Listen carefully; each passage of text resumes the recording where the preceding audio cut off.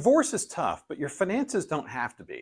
I'm David Cross, and I'm a certified divorce financial analyst practitioner. My job is to help you get a fair financial settlement in your divorce and to guide you to smarter money decisions. Find out how we can help you. U.S. Asset Management.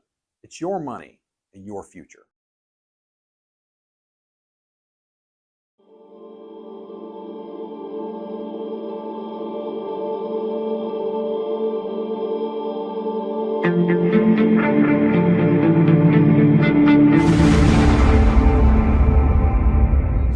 ופשוט קובעים את הכללים בלבנון ביחד עם האיראנים? זה כמו מועצת השלום ברצועת עזה, ובינתיים אנחנו עמוק לקראת ה-70% שליטה והגירה מרצון. כשאמרתי פה כמה פעמים בתוכניות הללו, עוד מהיום הראשון שהגשתי את התוכנית של ההגירה מרצון, שזה יצא לדרך, היו אלה שלגלגו, והיו כאלה שכל פעם הטילו דופי וספק, ואמרתי, הגירה מרצון, זה יהיה הפתרון בסופו של דבר של רצועת עזה. אז גם שם, שאמרו, וואו, בינתיים אבל זה לא קורה. הולך ומוביל החלטה במועצת אנחנו מדברים על הגירה מרצון, יוצאים אולי 50 ביום? לא, רגע, הנה, עכשיו תראה, עוד מעט זה יחלחל ברמות אנחנו מדברים כבר על כמעט 3 שנים. בסדר, כי זה תהליכים. בזמן הזה לא ישבנו וחיכינו. בזמן הזה ניקינו את כל המנהרות ואת כל טילי הטרור שהיו ברצועת עזה בחלקים ניכרים מהשטח, וזו עבודה סיזיפית שלוקחת זמן. וההבדל הוא שראש הממשלה נתניהו נחוש לעשות ניקיון אמיתי וניקיון כללי, ולא פעם הזאת לבוא לפלסטרים. הוא מנקה את השטח ברמה הנכונה עם המדיניות אותה הוא מוביל בצורה הטובה ביותר שיכולה להיות, וצריך לזכור שגם כאן כל פעם מחדש, זה היה בעבר ברצועת עזה, עכשיו מדברים על לבנון. כמה קיים החשש הזה בדרג המדיני? תראה, אין ספק שכמו שעכשיו, גם אין לי ספק שהמשטר באיראן ייפול בסופו של דבר, למרות כל מה שנדמה. את עדיין אופטימית. כרגע, אני אומרת את זה חד משמעית, שהמשטר הזה ייפול באיראן. עכשיו, יותר מזה, אני רוצה לומר, כשאנחנו נתפטר כבר מהמשטר מאוד הועד כוש שרצו להתפתח סביבנו, אז יש את האימפריה האוסמנית שתרצה לבוא ולפרוח ולחלחל. אין ספק שטורקיה, עם הרצונות שלה להתפתח מעבר ולהוביל את הקו מבחינתם, היא מהווה איום ממשי לעתיד כנגד אזרחי מדינת ישראל, ונצטרך גם... בישראל נערכים לאפשרות כזו? אנחנו תמיד נערכים לכל איום, ופה אין ספק שטורקיה היא הופכת להיות חזית שיכולה להיות בהחלט איום בעתיד. ואתמול השר גדעון סער... undermine Britain's democracy. That he's... Britain's what? Democracy. You guys don't have a democracy. What are you talking about? We do have a democracy, and we can talk about all of those issues. George Galloway would be the prime minister if you had a democracy. We can talk about all the issues that you're concerned about, including free speech. I just love George Galloway. I just want to say that. I'm sure he'll be very happy to hear that. He knows. I've told him many times. He's living in exile. He can't even go back to the UK where he's from. I wonder, Tucker, where this leaves the future of the MAGA movement. I mean, the future of the MAGA... Well, that's over. There's no future of the MAGA movement, obviously. We're done. This war caused the end... Yeah, it doesn't... I mean, what is the MAGA movement? Trump has defined it as whatever he wants. Well, that's not a movement. That's a tick. That's a preference. It's like, what do I feel like having for breakfast this morning? Well, today it's, the pancake movement. It'll be Eggs Benedict movement tomorrow. Like, it's not a movement, It's just like it's a desire.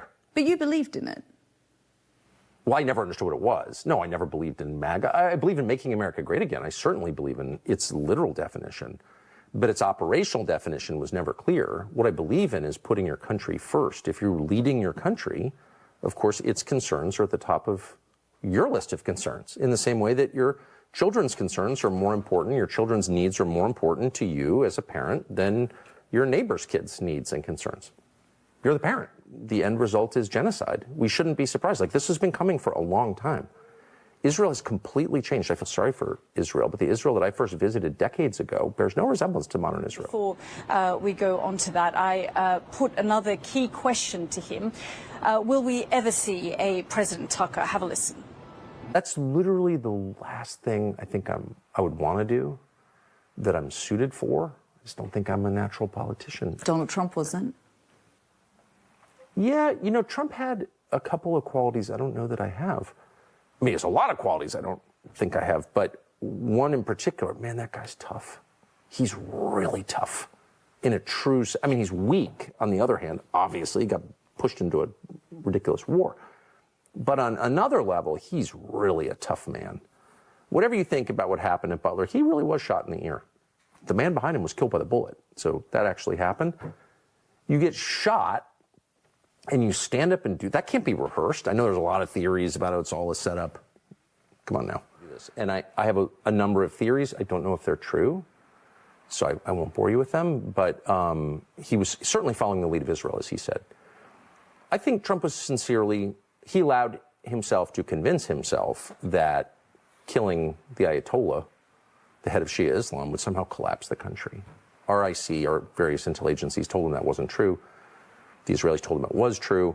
When a couple of days in, it turned out to be totally false. I think he was enraged. He knew he was trapped. He knew that the American economy was at stake, the global economy was at stake, and I think he immediately blamed Netanyahu for it. Prolongado y más genocida de la historia durante más de 60 años. Y ahora un bloqueo recrudecido con un componente adicional que es el bloqueo energético. ¿Cómo construye el socialismo? ¿Cómo encuentra las vías para mantener las conquistas sociales de la revolución? Han cambiado los tiempos, ha cambiado la geopolítica, ha cambiado la agresividad de los Estados Unidos hacia Cuba. No podemos permanecer igual. Hay que transformar. Son tiempos de transformación. Fidel siempre nos pedía que en las crisis fuéramos capaces de no renunciar ni al pensamiento ni a la creatividad y que encontráramos en las crisis las oportunidades no solo para resistir, sino para crecer, para avanzar, para perfeccionar, y precisamente eso se trata. Quizás unas mejores relaciones. Hoy, ¿qué diría? ¿Son inteligentes? ¿Hay mejores relaciones? Yo creo que ellos nunca van a entender lo que hacemos ni nunca van a aceptar lo que hacemos, porque ellos lo que aspiran es a otra Cuba. Ellos aspiran a una Cuba que sea totalmente dependiente de los Estados Unidos y que sea una Cuba totalmente privatizada. Y nosotros tenemos un ideal socialista que está refrendado en nuestra Constitución con apoyo popular, y nosotros no estamos buscando una restauración capitalista en el país.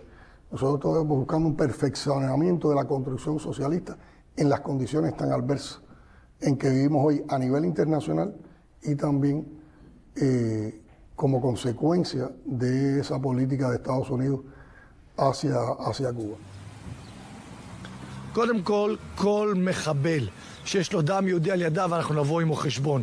כל מנהיג שרוצה לשים את מדינת ישראל בסכנת השמדה לא מסיים את חייו בשיבה טובה.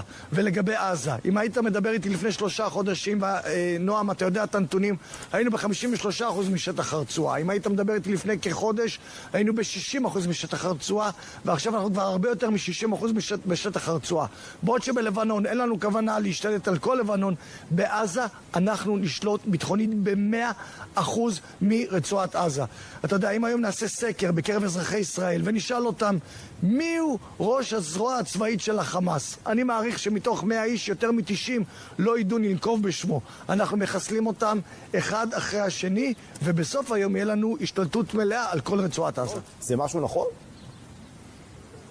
אנחנו הבהרנו, אנחנו לא נסוגים, אנחנו נשארים בתוך רצועת הביטחון.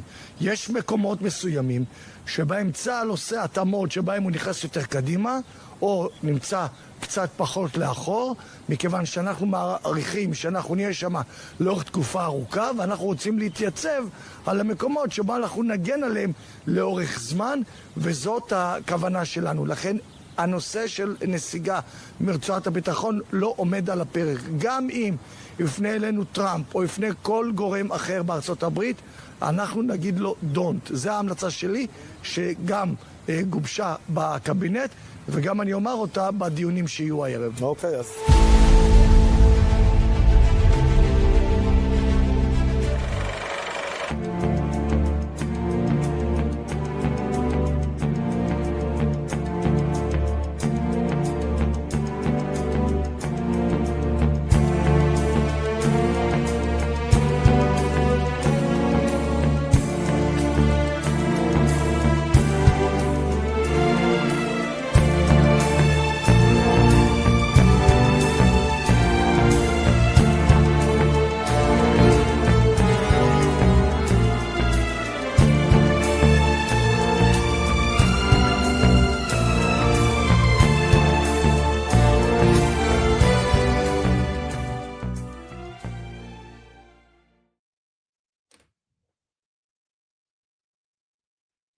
Welcome back to the SCIF. Thanks for joining us today.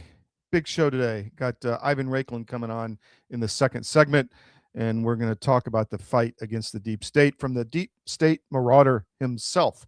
So waiting for Ivan to come into the green room. Want to say hello to the crew in the chat. Thank you so much for the engagement. You're cleared hot. Also, check out whatfinger.com, great aggregator site. They post a lot of our content. There's a lot going on this morning, and again, we stay up all night literally trying to aggregate and curate the content that you need to see. And one of the things that we're going to play a little later in the show is there's a movie that Elon Musk actually posted on X. It's called Citizen Vigilante. And the gist of it is an American who goes to Europe and sees a lot of the murder of whites by Africans and Arabs, and takes things into his own hands. And Elon posted this. And the tagline from the show is, "I'm doing this for you until you can learn how to do it for yourself." So Elon obviously pushing against the destruction of Western civilization in Europe. So fascinating. Also, you saw in the cold open, Turkey. Israel is going to go after Turkey. This is something that's going to happen for sure. They're already talking about it in multiple areas. I can spot these trends, and it's going to happen. Also, they're talking about 100% control of Gaza, no matter what Trump says, and the population will be removed. And also, you saw Cuba. That's on deck. We'll get to that next week, likely. Today is June 26th. I'm your host, Todd Wood. Here's your mission brief. Ukraine lost 2.4 million men, according to Russian hackers who say they infected the Ukrainian military's database. We'll discuss that in depth. Citizen Vigilante, I mentioned. I want to play a clip from that movie a little later after we talk with Ivan. General Donahue, the facts against the narrative that's being created in the woke press, I should say. SCOTUS says Haitians can go home. And Pride Month shocker, 500 corporations plus still pushing DEI and transgender and all this crap. So second hour, we've got Tom Rempfer, who is Colonel Tom Rempfer. We've had on many times before, who is a great source on the vaccination program inside the military. So we're going to take a break. We'll come back and hopefully come on board with Ivan Raiklin. So stay with us. We'll be right back.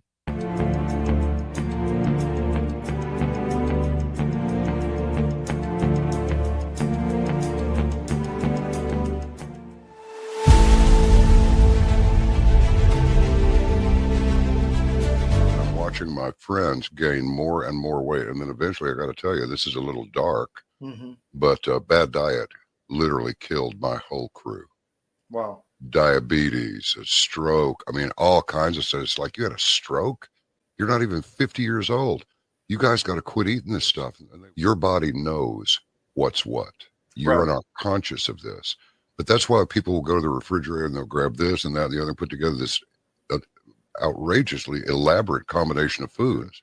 Your body's trying to reach balance. Unbeknownst to us, our bodies are always trying to reach homeostasis. You can't eat all of this stuff and expect to live a long time. And one thing led to another, and I went, forget this. We're going to make our own product. So we partnered with one of the world's top 3 biochemists where nutrition-specific study is concerned. I said, all I want is the best nutritional and immune support product in the world. So we mixed it in yogurt. It's a powder. I got a bag of it here. I keep one on the console all the time, just so I can show people. Yeah. And it's a powder. Now, this is not candy. This is hardcore nutrition. And sugar is an enemy. And most people do not know that the reason these bellies are showing up on people all over the place, your body makes fat to store the toxins it can't get rid of. So it just puts them over here. But I can tell you this. You take this for 30 days and then lay off of it for 2 or 3 days, and you'll go, good grief, give me some more.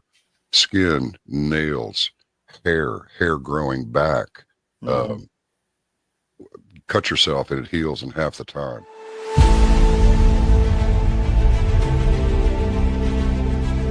I'm David Cross, and you may know me from my election integrity work, but I also own U.S. Asset Management, an investment advisory practice.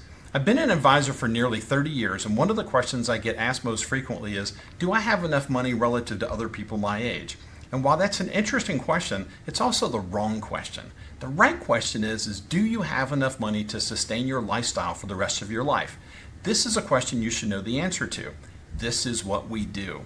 Check us out at us-am.com and look for our big, proud American Eagle logo.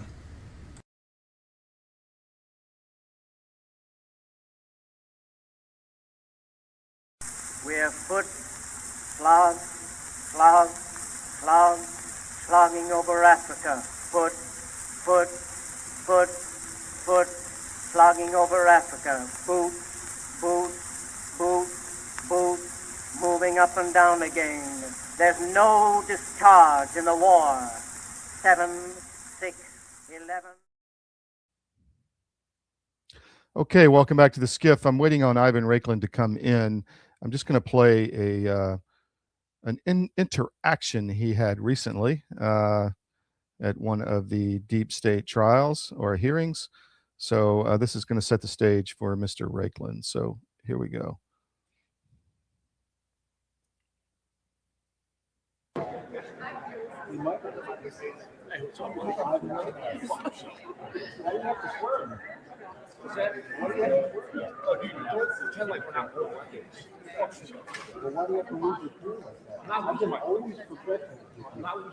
Every single time I communicate with you, I am always professional with you. Well, I'm not. It requires other people to contain their Tourette's syndrome. Okay? I'm not going to get all have a trait of this fucking country. Why are you so spasmodic? I'm spasmodic. Absolutely. Look behind me. Why should I? I'm communicating with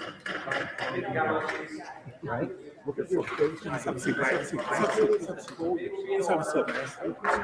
Trust me, I'm using a lot of many people are controlling you. Look at me.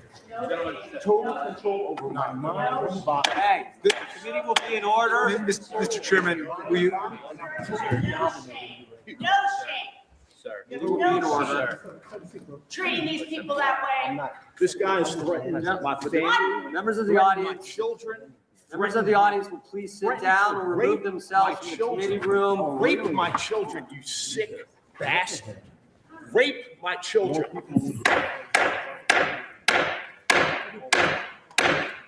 Sit down, please.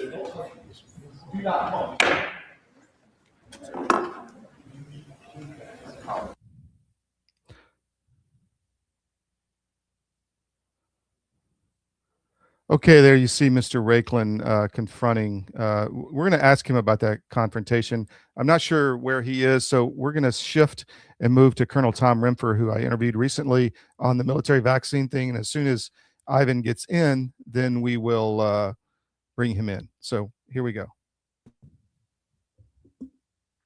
So with all the revelations that have been dropping recently on the Fauci COVID controversy, I should say, conspiracy, whatever you want to call it, we thought it would be really good to get some historical perspective. And the man that can do that is Col Tom Rempfer.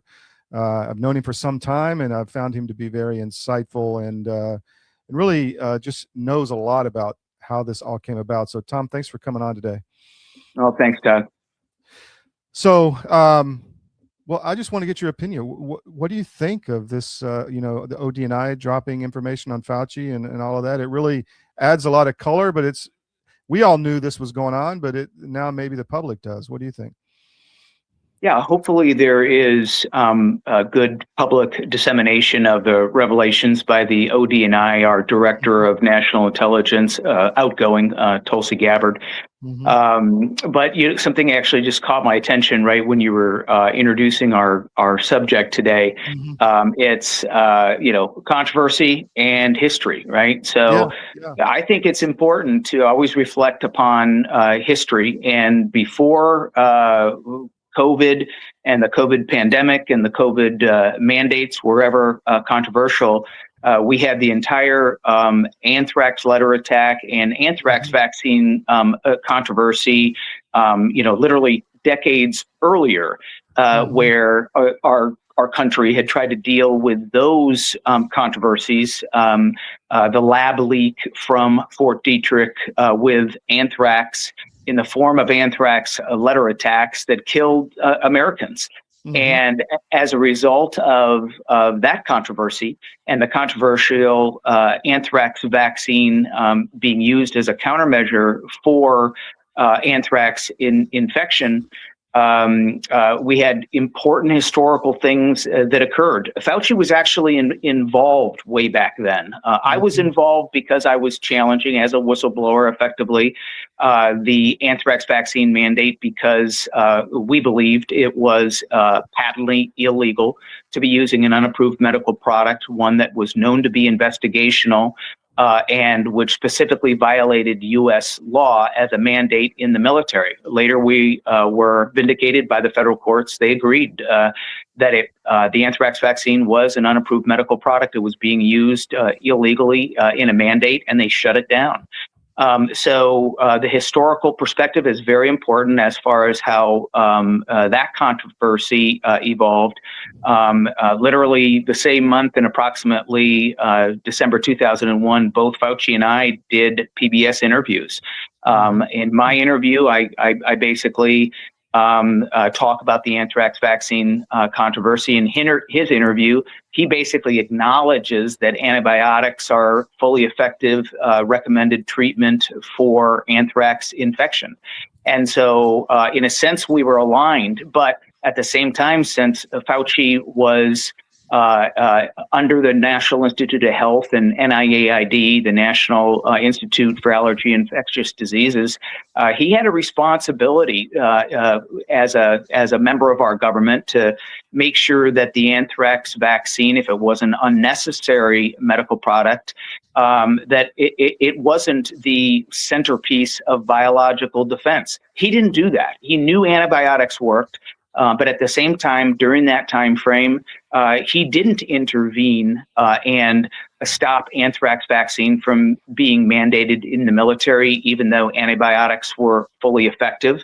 And as a result, the federal courts had to intervene. So Fauci dropped the ball way back when, historical perspective. That anthrax vaccine controversy and the subsequent anthrax letter attacks, which were a lab leak from Fort Detrick, basically got the failing anthrax vaccine program resuscitated. It was actually accelerated as a result of those letter attacks, because initially they tried to frame it as some kind of an Islamic type attack. In the letters, the alleged perpetrator actually tried to make it out as though it was coming from some foreign source.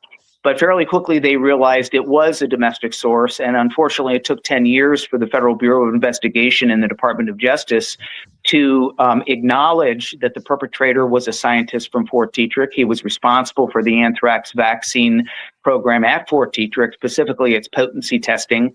And he launched those attacks in order to get his failing program resuscitated. That is the FBI and the Department of Justice's conclusion, not Tom Rempfer's.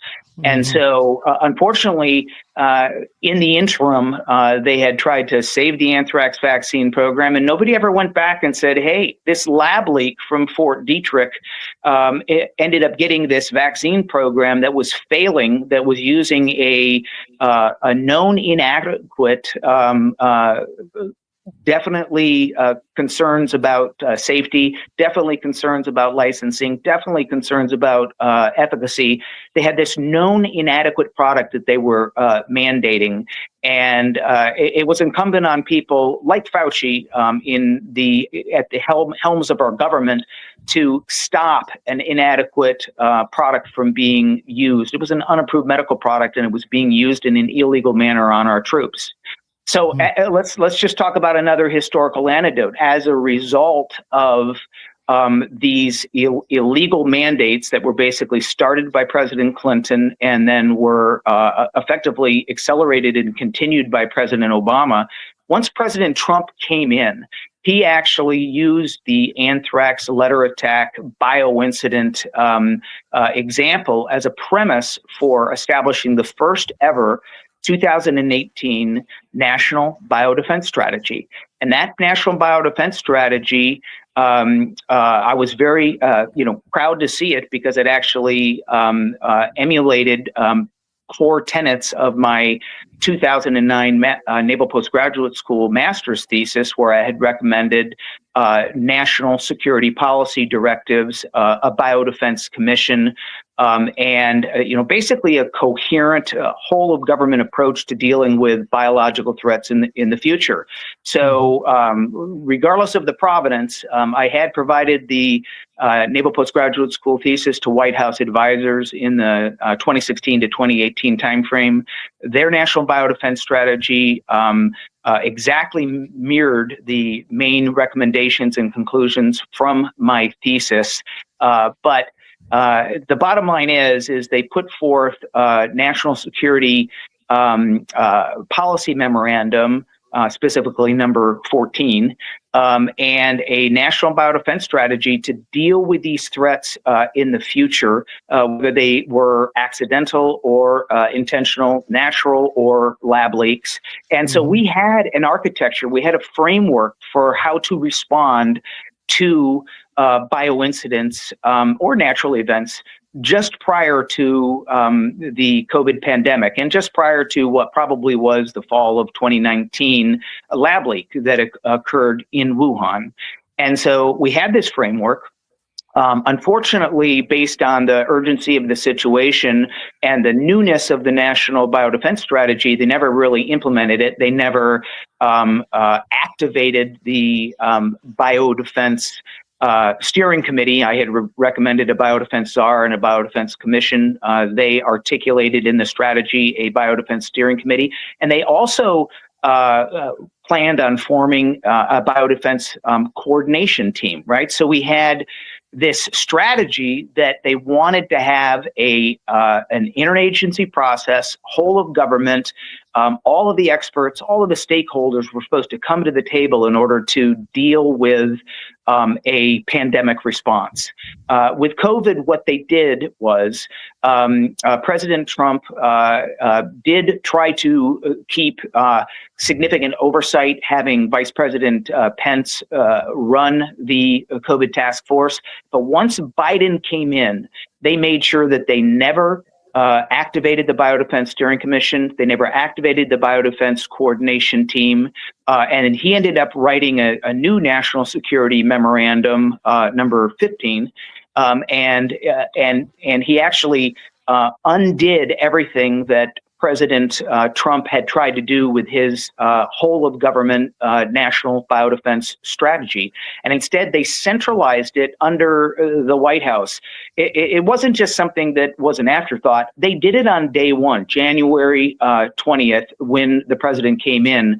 And they put forth Executive Order 13987, which completely vacated President Trump's national biodefense strategy, this strategy that would have brought all the stakeholders to the table. Department of Homeland Security, Department of Health and Human Services, Department of Defense, all of the agencies would have had a seat at the table, rather than what they did was they created a very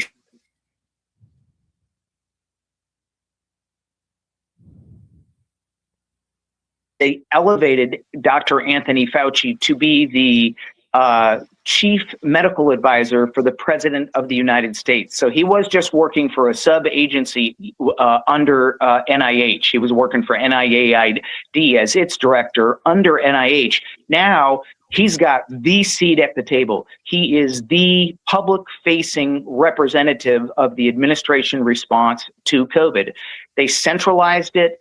They basically shut down any attempts at having the interagency players at the table, the Biodefense Steering Committee, the Biodefense Coordination Team.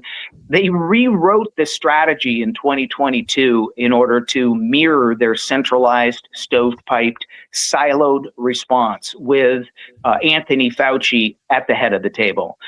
So I think it's really important that when we go back and look at COVID pandemic response, we think about that, the fact that they centralized it and they made a lot of bad decisions. You know, hindsight 2020. You know, we can armchair quarterback this stuff. And, but the bottom line is if they'd had an interagency approach, maybe they wouldn't have made all of the mistakes they made, whether it was mandates for masks, quarantining, stay at home, shutting down businesses, and medical mandates for unapproved medical products, which was patently illegal, and the federal courts had to shut that down too. I mean, all the way up to include the Supreme Court. They shut down the large employer mandate. So they made a lot of bad decisions, and I think it's very important to reflect whether those bad decisions may have been made because they centralized and stovepiped and siloed this response within the White House.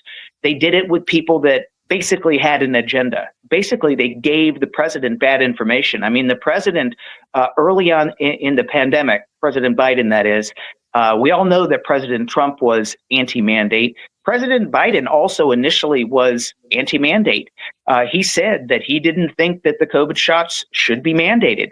You know, that centralized task force, those people that were talking in his ears, whether it was Anthony Fauci as his chief medical advisor or Dr. Birx, who knew perfectly well that the vaccines would not stop transmission or infection, somebody gave him bad information, and suddenly he decided he was going to mandate the vaccines.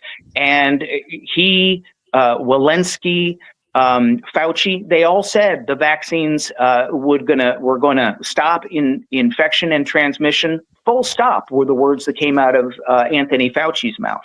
So they gave bad information, and the reflection I'd like to offer is, had President Trump's 2018 National Biodefense Strategy, the Biodefense Steering Commission, the Biodefense Coordination Team actually been implemented, could have we stopped some of these extremely bad decisions from happening? And you and I both have a dear colleague, retired Colonel Jim Zitlow. He was a pandemic planner, right? One of the facets of the canning of the 2018 National Biodefense Strategy was they also shelved all of the pre-planned pandemic response blueprints, right? They had playbooks. They had what you and I referred to in the military as operational plans, O plans. They canned all of that. They shelved it. They did not. They not only did not have a whole of government approach for dealing with the pandemic, but all of their plans that they did have that said that they should use antibiotics and antivirals, they basically ignored that because there was an agenda in this centralized task force. And the people that were on the task force, we're not talking about President Trump put an elected official, Vice President Pence, in charge of his coronavirus task force. We're talking about unelected bureaucrats, probably weren't even appointed with confirmation processes. We're talking about people that came in, had an agenda. They gave the president bad information. The president himself got on the White House podium and said that everybody needs to take the COVID shots because they're FDA approved. He unfortunately didn't even know what he was talking about. They gave him bad information. There were no FDA-approved products in the marketplace anyplace. There were only emergency use authorized drug products, which are by definition, according to the Food and Drug Administration, they are unapproved medical products. So they gave the president, I almost feel bad for him, they gave him bad sound bites. He sat there at the White House podium and he said, you need to take these shots, they're FDA approved. Nothing was FDA approved that was available for the people. And he did the 180 from saying he didn't think there should be mandates to suddenly he's saying there have to be mandates. And those mandates end up also getting overruled by the federal courts up to and including the Supreme Court. So that's the historic thing I wanted to talk about a little bit. The General Government Accountability Office, they've done reports about this, and they kind of left it as a big dangling Chad. You know, they basically ended up saying, hey, we had a bunch of recommendations for this national biodefense strategy, but now that the White House has centralized it and disbanded or never formed the Biodefense Steering Commission or the Biodefense Coordination Team, our recommendations no longer apply because now we have a centralized White House pandemic response. So I think a lot of things are broken. I think if they had instituted the 2018 President Trump first ever national biodefense strategy, I think we could have precluded many of these malfunctions that did occur. And I think it's worthy of reflection. Frankly, I think the Trump administration should immediately reactivate the original 2018 National Defense Strategy, stand up those teams, make sure that we have a cogent interagency response to future pandemics, and do an after-action report. Analyze what went down. NSPD 14 getting overruled by NSM 15. President Biden comes in, day one, executive order 13987, ends up getting overruled by President Trump's subsequent executive order 14155. We have this back and the forth. Nothing's actually getting accomplished. We need once and for all to have a national biodefense strategy that is cogent. It's interagency. All the stakeholders are at the table. It's not stovepiped from the White House where they made all of these mistakes. And even better, the Congress of the United States, the legislature, should put it into law that these future responses to pandemics need to be well thought out and include all of the stakeholders to stop this back and forth doing and undoing of presidential security directives and executive orders. Let me ask you, I mean, there were consequences to the process that you just said. I mean, nobody knows, but a lot of people were hurt, many killed, a lot maimed. You mentioned an agenda. Do you have any idea what you think? Do you want to take a crack at that? I know in the past you've kind of avoided that, but do you have any ideas now that more disclosures have come out as to what the actual reason for this was? Yeah, I think Tulsi Gabbard hints at it from the perspective of vaccines. It was a vaccine push. So you have the president of the United States saying, we're not going to mandate vaccines. And suddenly he's saying, we are going to mandate vaccines, right? You have gain of function research that was done with the clear intention, the articulated intention to develop universal vaccines for biologic threats. And that gain of function research intention was to create virulent biologic threats and then create vaccines against them. That was the agenda. So and the mechanism for enforcing the agenda was mandates, and it was counter to what President Trump wanted. It was counter to what President Biden originally believed in. People with an agenda were able to somehow hijack the process, centralize it under the White House, exclude all the stakeholders and the interagency process, and force an agenda with bad information and ultimately illegal policies that ended up having to be enjoined or overruled by the federal courts to include the Supreme Court. So that was what the agenda was, and it was mandates for unapproved medical products, which are illegal. And fortunately, our Department of Defense and our new Secretary of Defense, now termed as Secretary of War, Pete Hegseth, has affirmed, literally for the first time from an accountability perspective in history, he has affirmed that the COVID shot mandate for the military was unlawful. It was unlawful because they were mandating emergency use authorized unapproved medical products. So they are doing yeoman's work in the Department of Defense to try to correct it, provide remedies to our troops. Probably they're being undermined by deep state entities within the Department of Defense and the government, because it's not going swimmingly as Defense Secretary Rumsfeld used to say about the anthrax vaccine use in the military. It's not going that well. It should go a lot better, but at least they're trying. They keep modifying the policy, which is an indication that they are actually trying to fix the bureaucratic deficits that are blocking our troops from coming back in, or are making it so that our troops aren't signing to come back in and be reinstated because they're just concerned about whether or not one of these mandates could come down in the future and that they would not be protected from it, possibly with a future administration or a future Secretary of War. So let me ask you, the flu vax was, Hegseth stopped it, but he just reinstated it because of, I've read that 300 flu cases in Texas. So two questions. Why did that happen?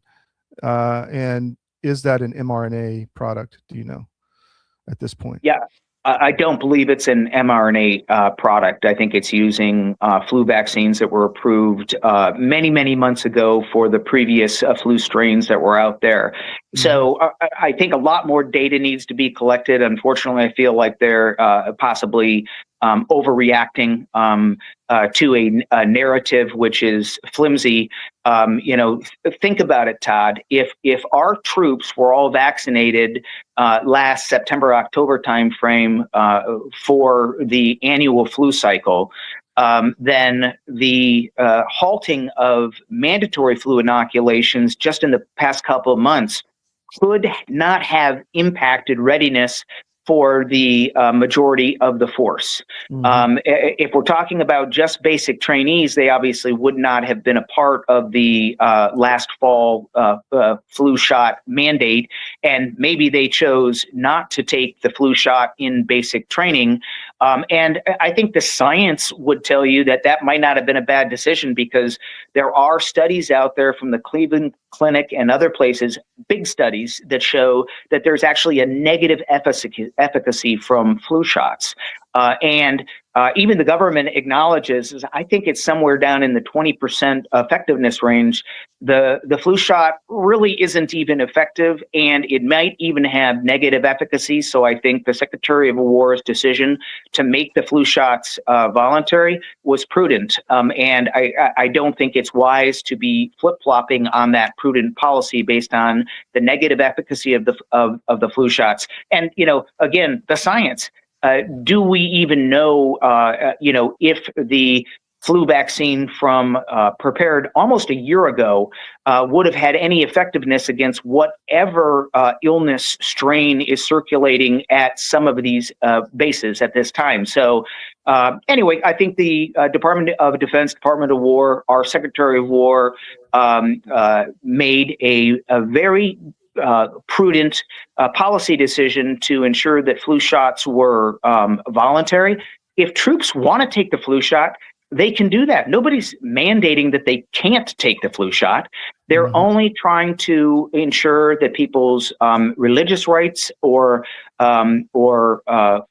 conscious beliefs are honored, and that should have nothing to do with the public health of the military, particularly given the poor statistics related to the flu shots and the fact that whatever they're giving them or mandating is probably outdated anyway. Hope that answers your question. Yeah, it does. Last question. The disclosures have been significant and material on Fauci. Do you think this is going to change anything as we go forward? So I think getting the information out there in the public informational sphere is very important.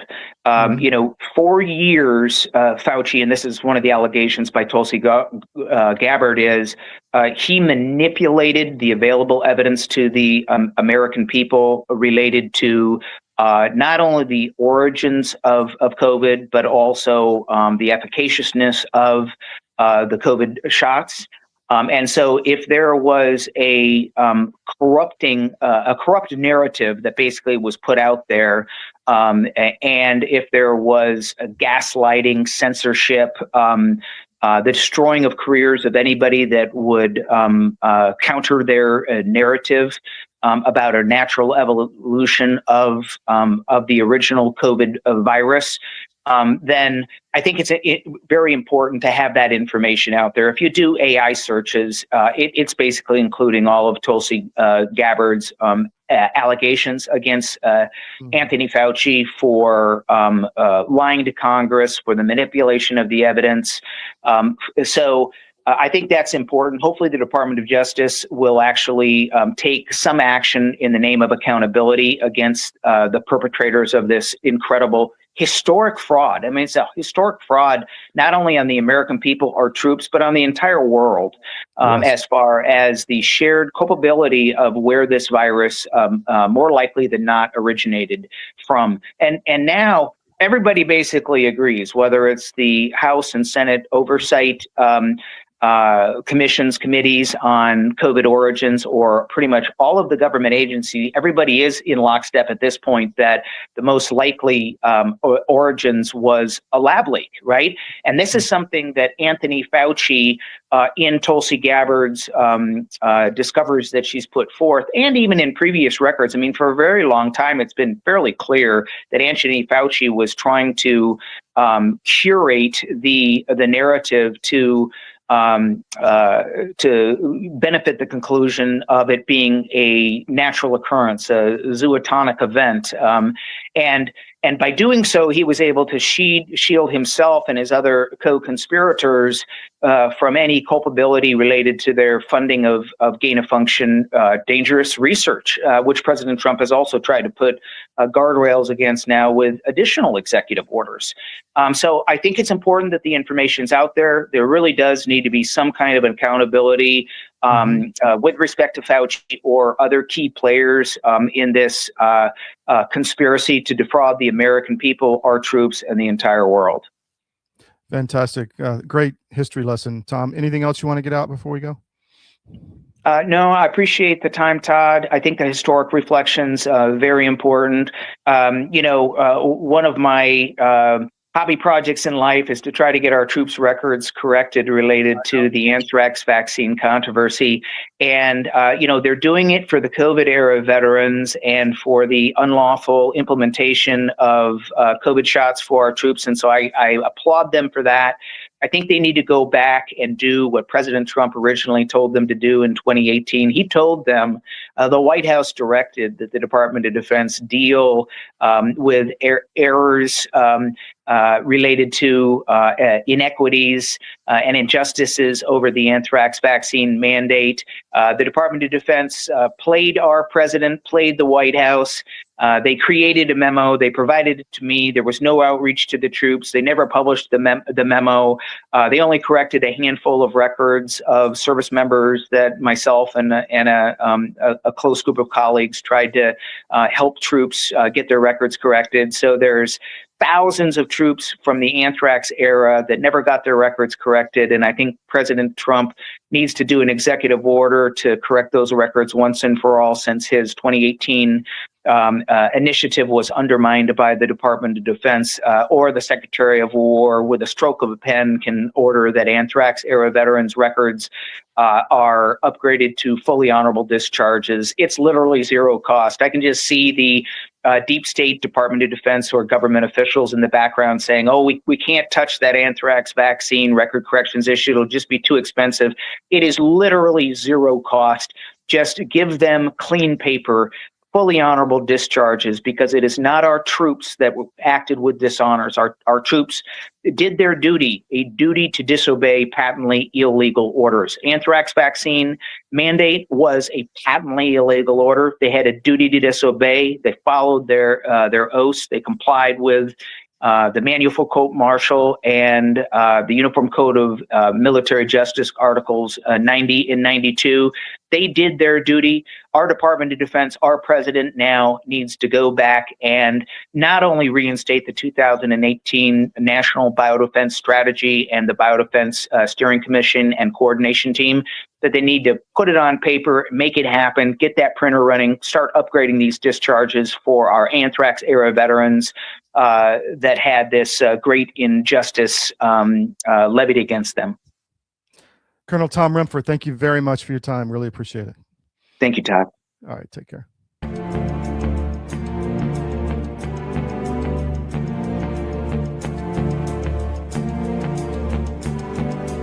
I'm excited to announce that we're having our biggest Made in America sale ever. We just put huge discounts on products made right here in the USA. MyPillow bed pillows, body pillows, go anywhere pillows, bolster pillows, all made with my patented adjustable fill. Mattresses, mattress toppers, mattress pads, adjustable bed frames, mattress foundations, and so much more. All made right here in the USA. And now we're expanding our USA products beyond just quality sleep. Like the cross I wear every day, now available in both men's and women's. We even have USA-made socks. And are you tired of being tired? Try our new health beverage, Rev 7. Or how about my coffee, the greatest coffee ever. So go to mypillow.com or call the number on your screen. Use this promo code to get deep discounts on all these products. Plus, for a limited time, your order ships absolutely free. Divorce is tough, but your finances don't have to be. I'm David Cross, and I'm a certified divorce financial analyst practitioner. My job is to help you get a fair financial settlement in your divorce and to guide you to smarter money decisions. Find out how we can help you. U.S. Asset Management. It's your money. A warm welcome here at the National Press Club. Welcome to the journalists, welcome to the Embra team, and welcome to the other guests that we have here. I'm going to announce, and as some of you guessed it right when they came in, the first E2 order by an American operator. And that operator is Avello. We believe this is really a strategic shift to unlock profitability for the customer. I'm very pleased that we have Andrew Levy here as the CEO of Avello, and I'm very pleased to give the stage to share a little bit more about what Avello is going to do with the E2 195. Thank you very much. Couldn't be more excited to be here as part of this historic announcement. We have such a great cultural fit as companies, so we're very, very excited to be Embraer's newest customer. We launched our airline in April of 21, and our target is focusing on small secondary airports of large metro areas. We've carried over 8 million customers since we started on 63,000 flights. And we've done all these things with 1,200 of the greatest crew members I could ever imagine having, and many of them are here with me today. This is the right airplane for us.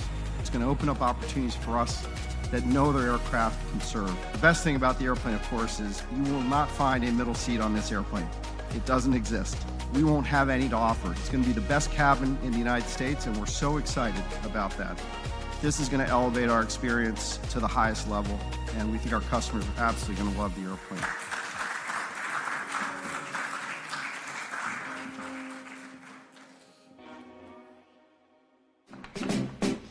Fighting soldiers from the sky, fearless men who jump and die, men who mean just what they say, the brave men of the Green Beret, silver wings.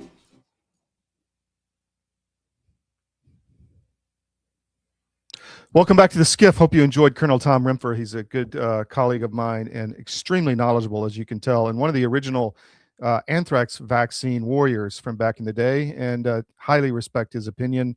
And he's right. This was an agenda for the vaccine, and it killed a lot of people, and we need accountability. So we'll stay on that that one and the J6 and all that stuff, the Russia hoax. We still are waiting on accountability. I hope it's coming, and had a long conversation with someone this morning about it seems like Trump is getting there. Have you seen his recent tweets?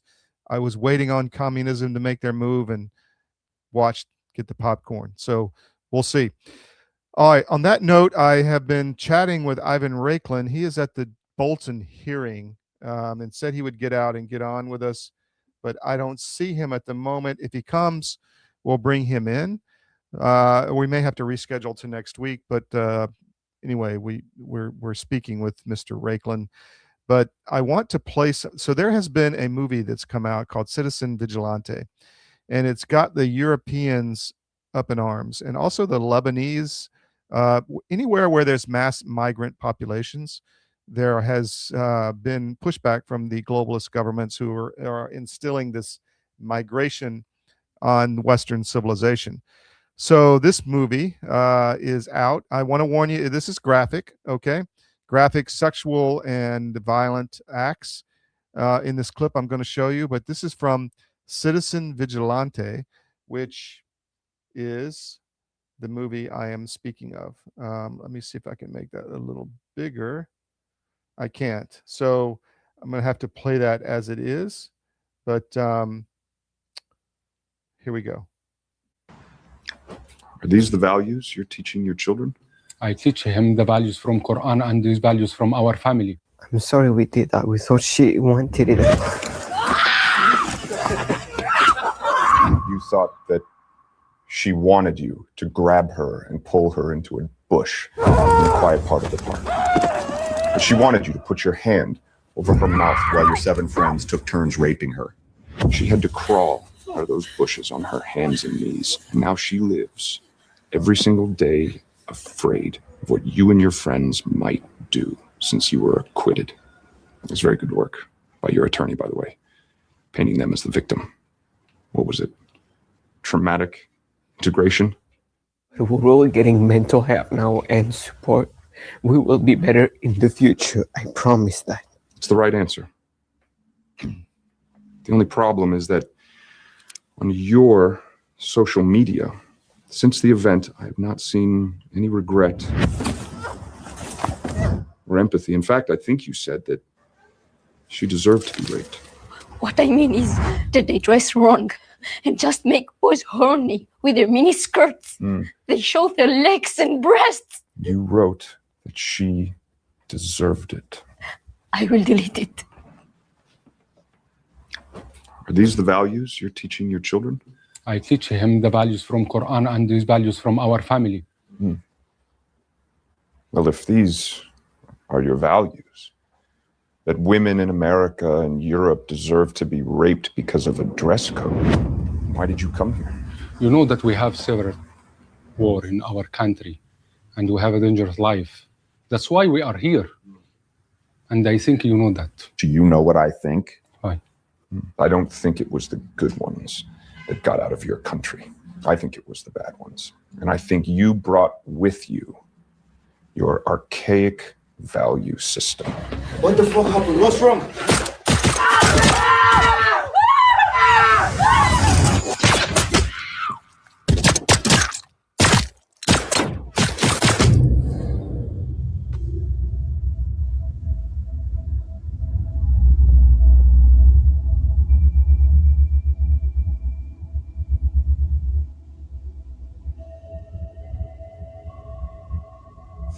I do this for you until you learn to do it for yourself.